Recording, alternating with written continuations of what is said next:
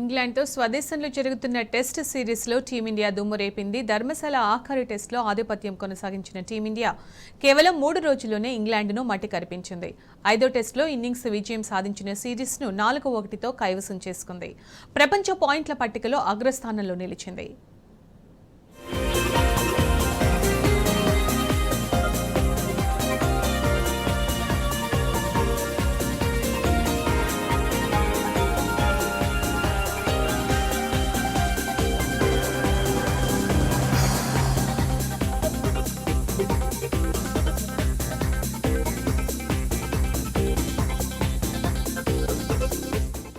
ధర్మశాల వేదికగా ఇంగ్లాండ్తో జరగనున్న ఆఖరి టెస్టులో టీమిండియా విజయదుందుబి మోగించింది.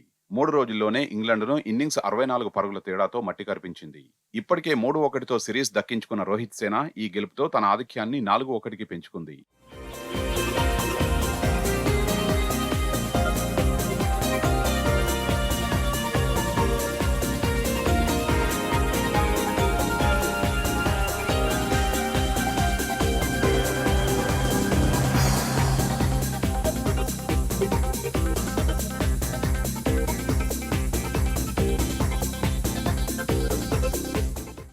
(259 పరుగుల లోటుతో రెండో ఇన్నింగ్స్ ప్రారంభించిన ఇంగ్లాండ్కు భారత బౌలర్లు చుక్కలు చూపించారు. అశ్విన్, కుల్దీప్ యాదవ్కు తోడు వైస్ కెప్టెన్ జస్ప్రీత్ బుమ్రా బంతితో చెలరేగారు. తొలుత అశ్విన్ ఇంగ్లాండ్ బ్యాటర్ల పనిపట్టగా తర్వాత కుల్దీప్ ఆ జోరు కొనసాగించాడు. వరుసగా వికెట్లు తీస్తూ బ్రిటిష్ బ్యాటర్లను అసలు క్రీజులు కుదురుకోనివ్వలేదు. జో రూట్ ఒంటరి పోరాటం చేసినా అది ఇన్నింగ్స్ ఓటమి అంతరాన్ని మాత్రమే తగ్గించగలిగింది.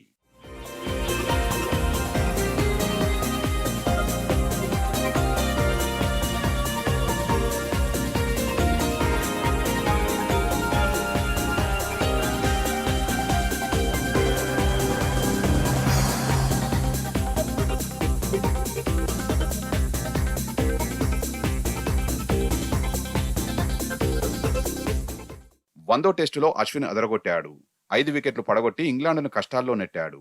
అశ్విన్ విజృంభణతో బ్రిటిష్ జట్టు 113 పరుగులకే 6 వికెట్లు కోల్పోయి పీకల్లోతు కష్టాల్లో పడింది.